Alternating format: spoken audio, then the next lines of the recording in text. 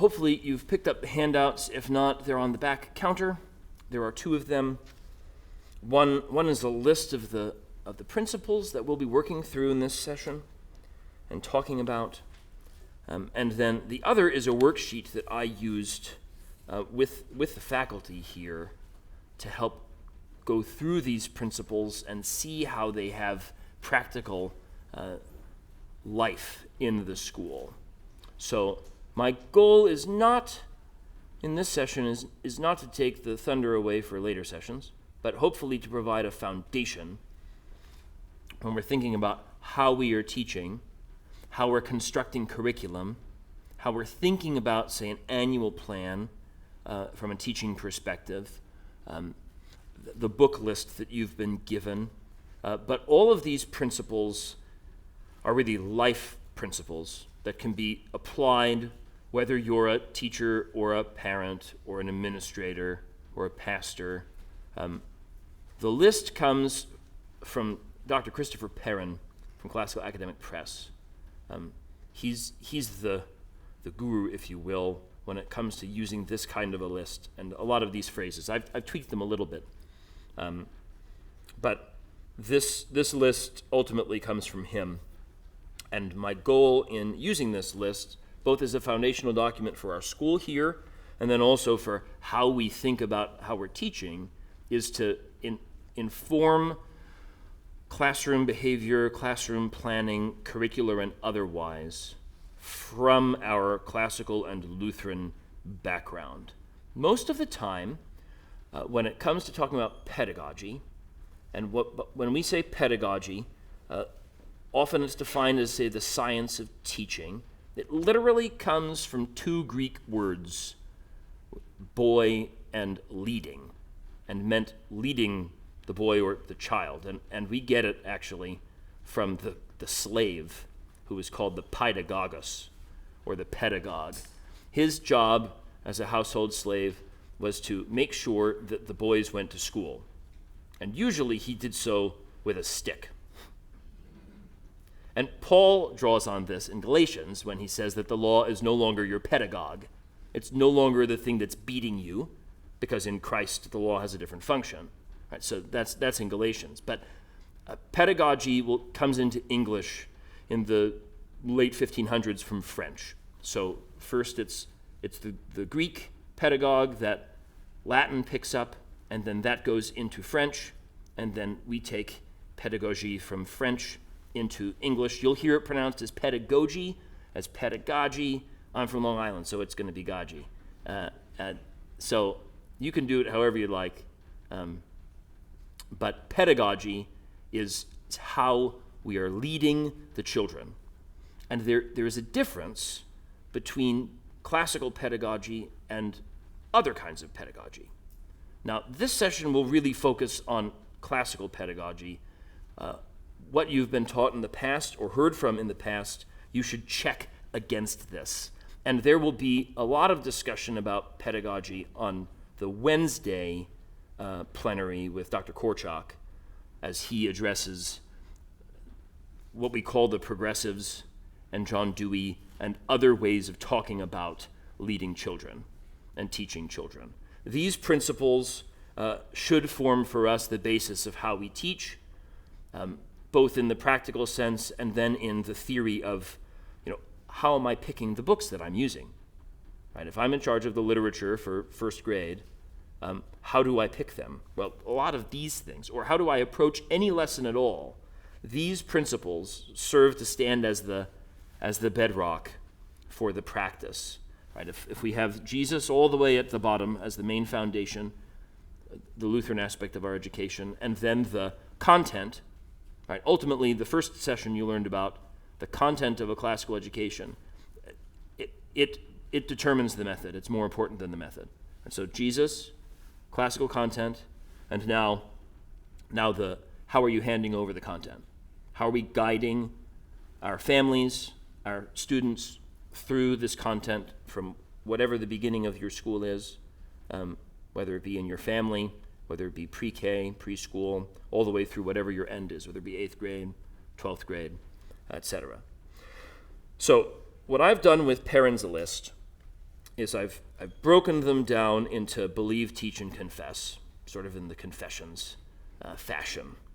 So we believe, festina lente, make haste slowly. Multum non multa, much not many, and ecstasis and studium, literally wonder and curiosity. Those govern sort of the belief about education. Then with those beliefs, what are we teaching? Well, we're teaching embodied learning, that we're teaching a body and a soul. We don't just have these minds sitting in the classroom, but that we have a whole person there. Decendo discimus, by teaching we learn. Repetitio mater memoriae, or studiorum you could pick, right? Repetition is the mother of learning, or the mother of memory. And optimus magister bonus liber, the best teacher is a good book. So that's the teaching principle. And then the confession, the life lived out by scholae and contemplation, and the virtue of education, a life of love, humility, diligence, and constancy. So we're going to work through these principles, sort of what they mean, maybe what they don't mean, field questions, and then we probably won't do the worksheet, but my point of the worksheet is to help you maybe process a way to use these principles in your homeschooling, in your school, in your teacher training, in your thought process, to work through what does it mean to teach multum non multa?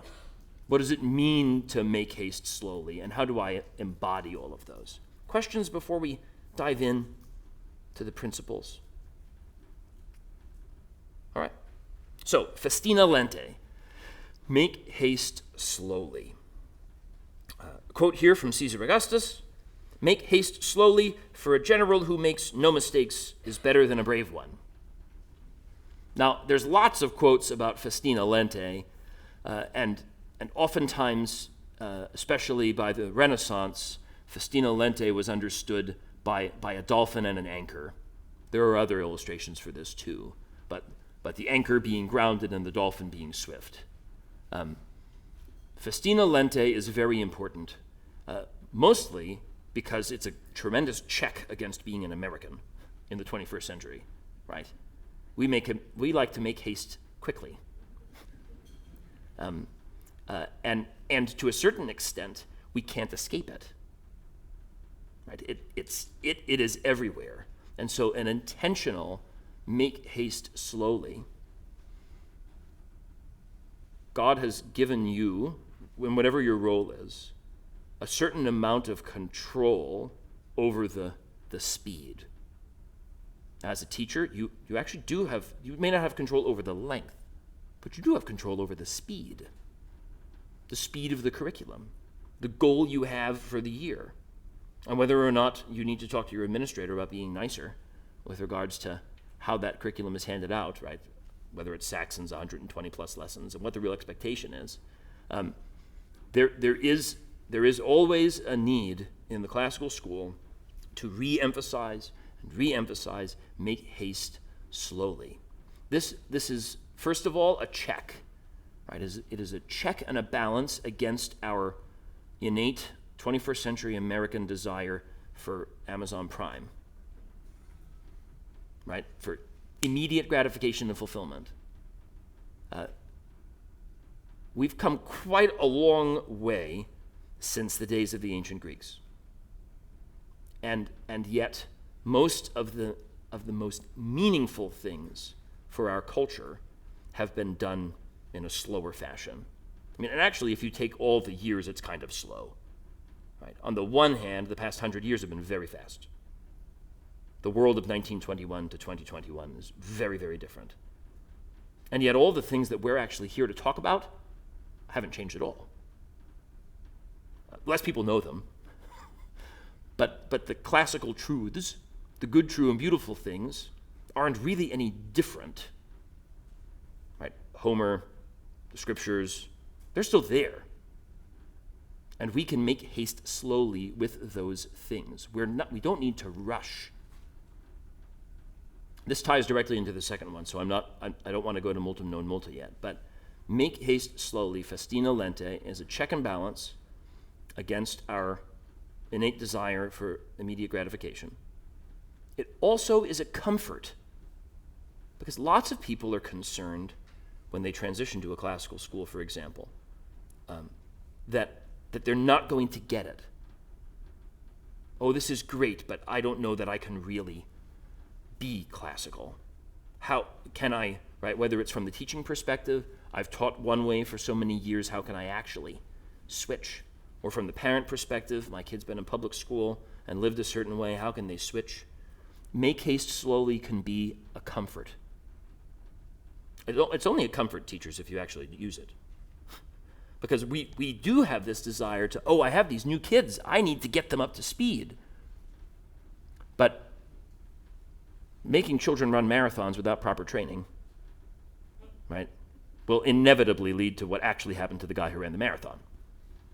Right? Pheidippides died at the end of the marathon.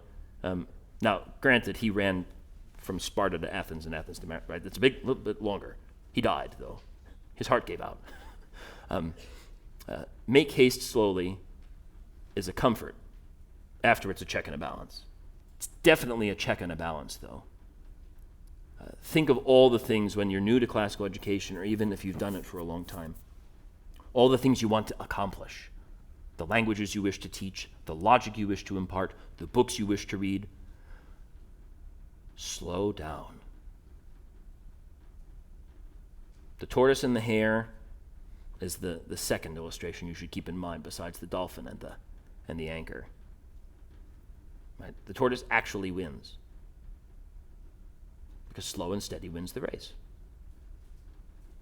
God is giving us all the time that we have. And to a certain extent, right, we might not even make it to lunch. As you have the time, make haste, be intentional, slowly. Don't rush. Don't rush. So make haste slowly is really important. That's sort of why it's first. You could also use other dictums like measure twice, cut once. There's also another one, I forgot to write it down here, from Swahili, actually, that they have, that hurry, hurry is no blessing.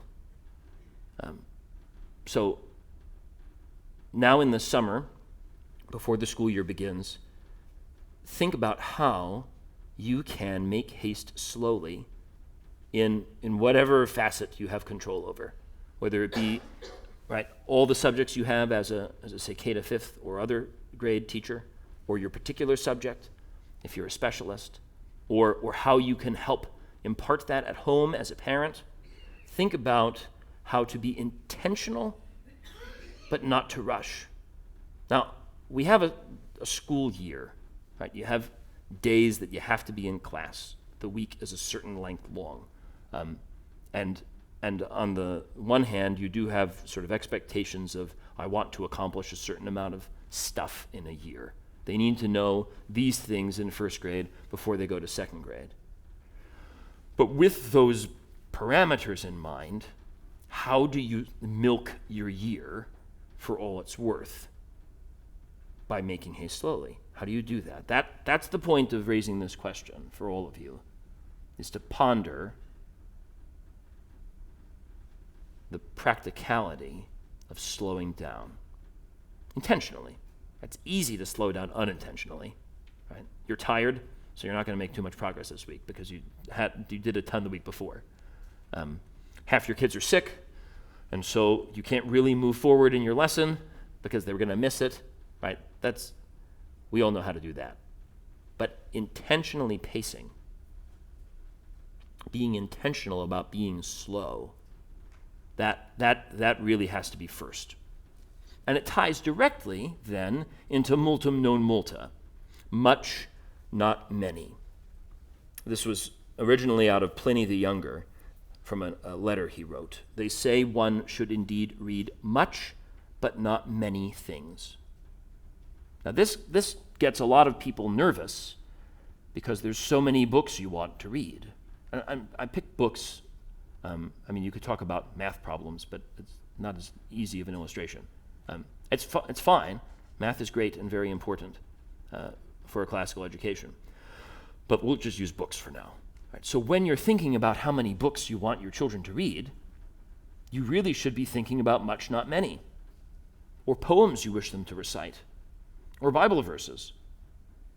It would be better for them to focus very heavily, let's say you're doing handwriting, which most of you should be. What are you going to use as your handwriting example? You could use the memory verse instead of something else. And then they cover it in a much, not many sort of way. You could use the first commandment as the handwriting lesson for the week, because we would use killing two birds with one stone as the phrase for that. But there are many, many practical ways of approaching much, not many. Another one, which is easier to do in the self-contained classroom than it is to do in the specialist way of sorting things out, is the number of subjects that one teaches in a day. This is a hard thing to grapple with. For those of you who are at the beginning of a school, say in its infancy, this is something to pay attention to before you inherit a school. And right, you can't really condense the subjects because then people are out of jobs. Right? Well, sorry, history teacher, I combined all that into one person. Right? It's not really very kind. But a lot of our subjects do double duty. Latin actually teaches grammar. You may not need to teach English grammar on its own if you can teach Latin grammar well, because in order to learn Latin, you have to know grammar. So that's another way of doing multum non multa. When the kids are good enough at Latin, you can also read some of the stuff that you'd be teaching in history or in literature in that sort of a way, collectively. You also, right, a lot of teachers are probably used to this when it comes to like writing and reading practice in, say, history or science, that you'd be focusing more on doing that there for the purpose of developing those writing skills and those reading skills, even with nonfiction material. But multum non multa, much, not many, quality over quantity would be another way of expressing it. Again, serves as a check and a balance. There is a lot that we wish our children to know. And even, especially if you only have a year with them, right, from the teaching perspective, you feel the pressure more than, say, someone who's in either an administrative role or, right, there's so much I want to get done in this year. I want to make sure that I have these experiences with these children, on these books, on these poems. Go back to Festina Lente. Slow down. If you can do it, talk to the other teachers, say in your department if you're that big, right, in the elementary group, and figure out how to pace all that out. Pace out those books, pace out those poems, so you can really take each one to heart. Now, your children in a given year may be able to handle a lot of books in a year and actually know them. Or you may only read 4. And that's actually good because you haven't rushed through them. It's important not to view these things as trophies. Right? I finished this, now I can move to the next one. I finished this, now I can move to the next one. This will tie into The Best Teacher is a Good Book. If the book is worth reading and imparts really good things to your children, you might want to spend longer on it than, say, a week and a half and have them read all the chapters at home. And go, I finished that one, let's go to the next. Multum non multa is an important check and balance when you're planning out your year. And certainly from an administrative standpoint, when you're planning out your lists. I tell the teachers, I know there are 22 books on that list, but I don't actually intend for you to cover them all. I intend for that to be the basis from which you teach the children. And you can cover more. I mean, you always can have a longer list. But by focusing on much, not many, you're more aptly prepared to make haste slowly. It's very hard to make haste slowly if the pressure is on you to read 22 books in 36 weeks. You also can read them different ways, right? If one's a play or it's poetry. So multum non multa. While you are making haste slowly and focusing on much, not many, this last one, under we believe, is ecstasis and studium. So ecstasis, the Greek word for wonder, produces the word ecstasy in English. And wonder is something that all of us remember from the best teachers that we had. When they taught us that lesson, and we were entirely captivated, that is to be maintained in a classical classroom. Sometimes when we talk about our subject matter, it seems rather stodgy. Oh, we're doing Latin today. Oh, we're learning about history. But Luther said the most important characteristic for a teacher to have is that they actually be interesting to listen to. And developing a sense of wonder is an interesting thing for those children. Christopher Perrin's example here is the stick bug. If you're going to teach a lesson about a stick bug, a non-wondrous way to do it would be to say, this is a stick bug, and now let's examine it. In his mind, leaving the stick bug somewhere in the room and letting the children sort of discover it, and then realize that it's not a stick, right, increases that sense of wonder. Teaching science through experiments is a good way for this. Usually inductive teaching. I watched one of my teachers in Roswell taught a whole lesson on gravity inductively, right, before she really did any of the let's take notes about gravity. It was experiment after experiment after experiment, guiding the children into this realization that there's one principle underneath all these different things. And you could see them captivated. That wonder is easier to do when you're more reasonable on your time, to focus on that convincing way of teaching and producing curiosity. Now, studium is the word we're going to use for curiosity, and not curiositas, which sounds like curiosity, because in Latin, curiositas generally is the kind that killed the cat. It usually always means a bad kind of investigating, whereas studium is an intentional and earnest curiosity. So to be studious literally is to be excited and interested in all the different things you are learning, to be earnest, not just to spend a lot of time by yourself in a library, but to actually be excited. So these three principles, the so-called beliefs for our pedagogy, make haste slowly, much, not many, and ecstasis and studium, form what should be a rather exciting way to approach your class, your classes, your life. It is intentional, it is focused, and it's exciting. It is interesting. Some of that you have to convince yourself on, especially if, say, you're teaching a subject you don't like. I had to do this with math a few years ago. Teaching sixth grade math was something I had to do. It was the only way to pull off the year. And it was a great deal of fun. We had a lot of fun learning math. But you as the teacher have to teach yourself sometimes to be wondering and appropriately curious about your subject, because that will carry over to the student. You are actually teaching them by how you approach the subject, how you approach grammar, how you approach Latin if you get to teach it. And that brings us to the next set, embodied learning. It's more than songs, chants, and jingles, but I've included embodied learning here. So we are not just teaching heads. We're not, this is the old, what's the banking principle, right? We're not just opening up people's skulls and pouring information in, and then closing the lid, maybe shaking it up a little bit, and then sending them on their way. They are a body and a soul, and each of those students learns very well by involving all of it. So on the one hand, how your room is set up, is part of this embodied learning. Where they sit, how they sit, when they stand and how they stand. Certainly involving their bodies, especially as they're younger, right?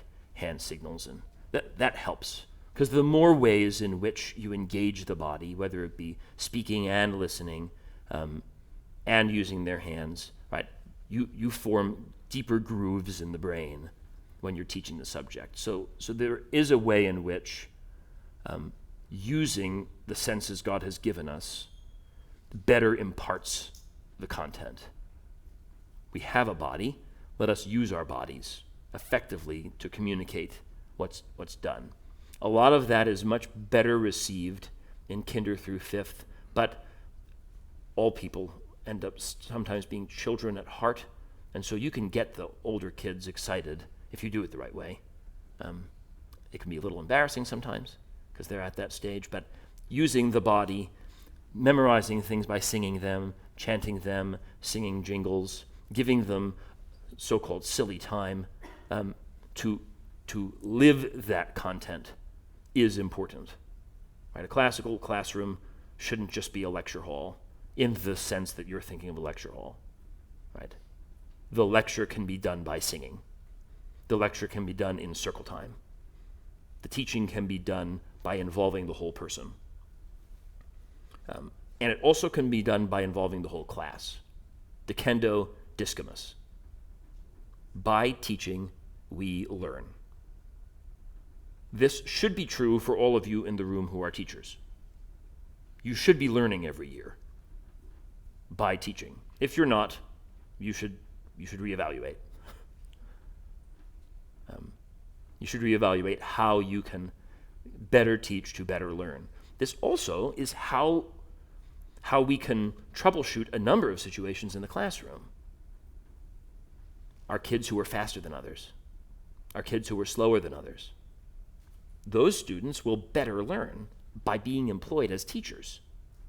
Now, some of them are not responsible enough, and they need to earn that respect and that privilege because they'd rather socialize and play than do the teaching. But there are ways in which you can intentionally equip your students in your classroom, or by pairing up, say, chapel buddies or classroom to classroom, to help further the point of your lesson for the day.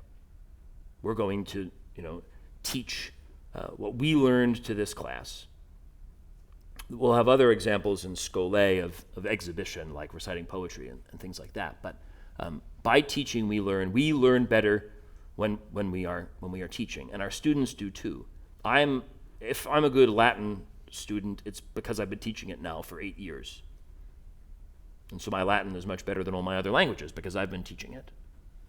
If you're good at whatever you're teaching it, most likely it's because whether you realize it or not, you were learning more about it while you taught it. So imparting that to our students, not only for ourselves, but imparting that to our students is part and parcel to the pedagogy of a classical education. Repetitio mater memoriae. Repetition is the mother of memory. This is a fun Chesterton quote from Orthodoxy. Perhaps God is strong enough to exult in monotony. It's possible that God says every morning, do it again to the sun, and every evening, do it again to the moon. It's in a much larger section, which is kind of fun, about children requesting you to do something over and over and over and over and over again. And that God actually rejoices in such over and over and over and over and over again. We don't like over and over and over again as we get older, and we actually teach our students not to like it either when we don't review enough. When we think that they've gotten something because, well, it's Thursday and I have to test on it tomorrow. And we're not, right? You probably would expect most of the discussion on repetition as the mother of memory to just talk about memorizing things. And that's certainly true. We want to be memorizing our math facts, our phonograms, our Latin vocabulary, our times in the timeline. All sorts of different facts need to be memorized, to be internal, to be things that we could actually manipulate and use. But reviewing is part and parcel to repetitio mater memoriae.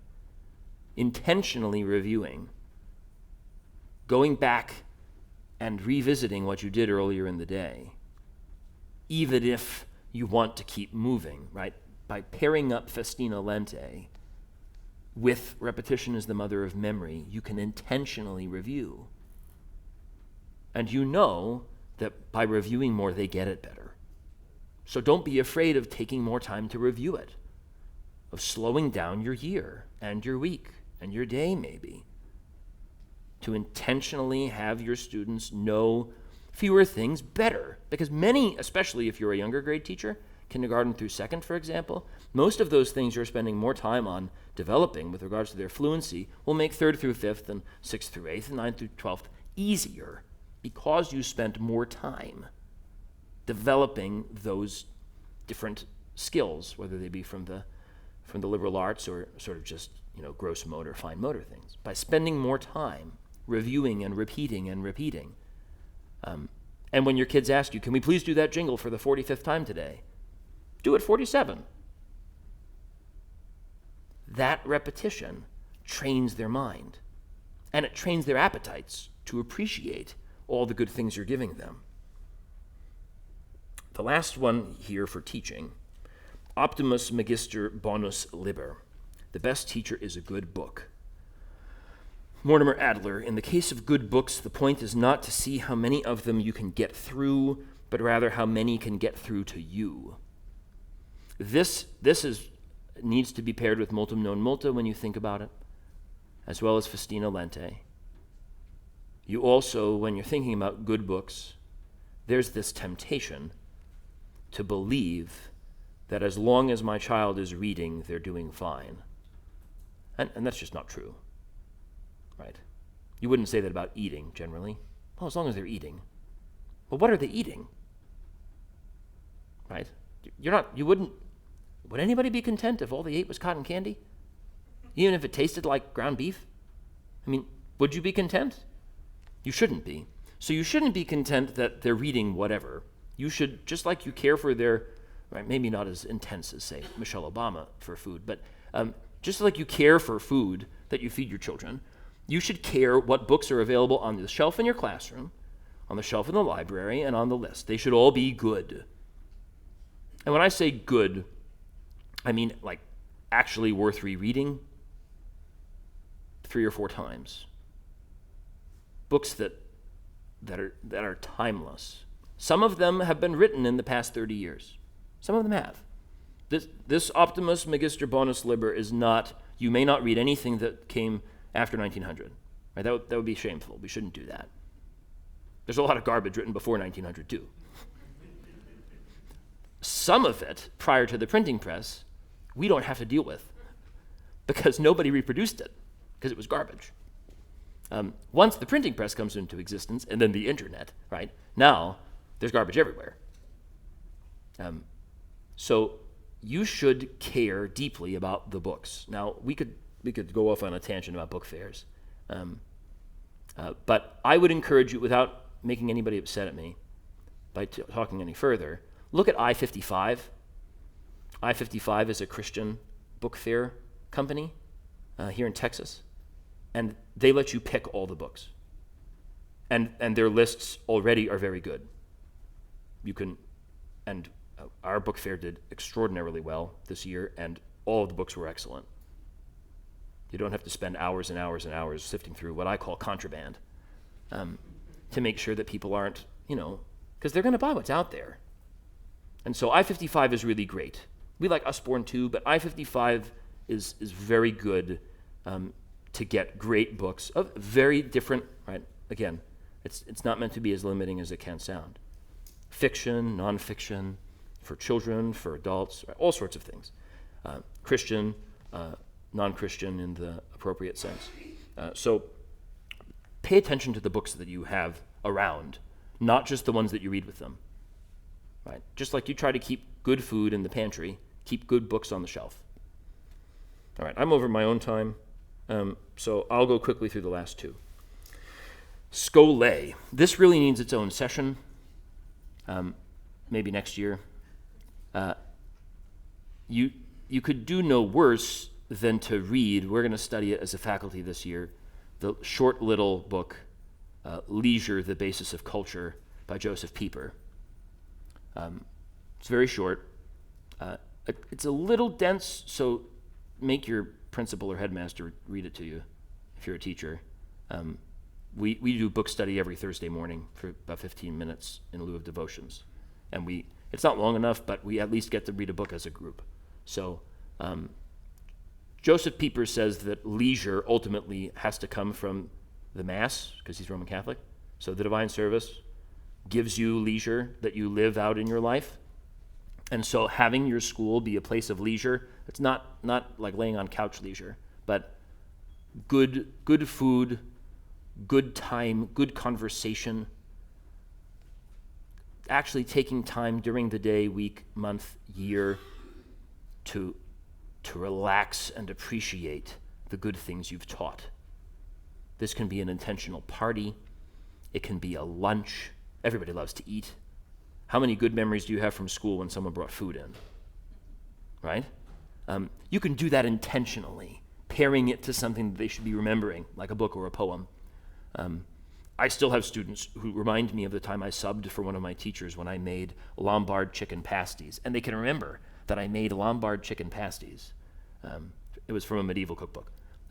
But it's been 4 years since I made those, and I still get asked to make them. I only made them once. This wasn't like a routine. Right? I have memories of stone soup from second grade, and we had that was always available every year. Right? Stone soup when you went back to school night. But these Lombard chicken pasties happened once, and they're still deep in the memory. Taking time to be leisurely, reciting your poem you're learning in second grade to the middle schoolers, putting on a play and inviting other classes to it, making sure that there's time for that, actually enjoying the time. Again, none of this is frivolous. I think lots of people think that classical schools aren't fun because we're not frivolous with our fun. But there are great ways to be intentionally exciting and joyful with our students and our families, and they get a lot out of that. Our International Food Festival in January was really lovely. We had 60 people come, 14 countries represented, and a lot of great food. You can do those things in your school and live an appropriate life of leisure. All right, lastly, since I'm already over my second time, virtues of education. In education, we are training our children to be virtuous. Chiefly, we're training them to be Christian, that is, to receive the forgiveness of sins and life everlasting. But the Christian life is marked by the fruits of the Spirit, which also can be understood as virtue, as love and humility, as diligence and constancy. These are 4. You can add more. You could do the traditional virtues from Ambrose, if you wanted to, of temperance and justice and all of those, courage. But we'll stick with these for now. The way you teach, the way you incline your classroom should be in a virtuous way. Mrs. Crumweedy will talk about liturgies later this week. How you hand in papers probably should embody a certain amount of virtue. I gave my teachers a couple years ago 50 things every gentleman should know and 50 things every lady should know because we were concerned about manners. Understand manners as a lesser form of virtue. This can be filtered through any of your lessons to teach your children to be diligent. My last point will be about sturdy children. So love and humility we understand as Christians, at least we should, to be servants for others as Christ served us. But our education should also train our children to be sturdy, to be diligent and constant, both boys and girls, right? To be sturdy. How often do you think about that? That I would send my kid to school to become a sturdy person, someone who can keep both feet clearly on the ground. We've talked about the ground all morning, right? The ground is Christ. The ground is grammar, logic, and rhetoric, and arithmetic, and geometry, and music, and astronomy. It's great books. It's a good time, a meaningful time together. You see so many people push this way and that constantly when you leave the walls of our schools and our churches, when you turn the radio or the television on, right? People are just pushed around. we have the opportunity, when we're thinking about how we teach our children pedagogy, to provide a sturdy education, a meaningful education, a loving education built on Christ and the classics that delivers the goods and prepares our children for life in this world. And with that, it's almost time for lunch. Thank you.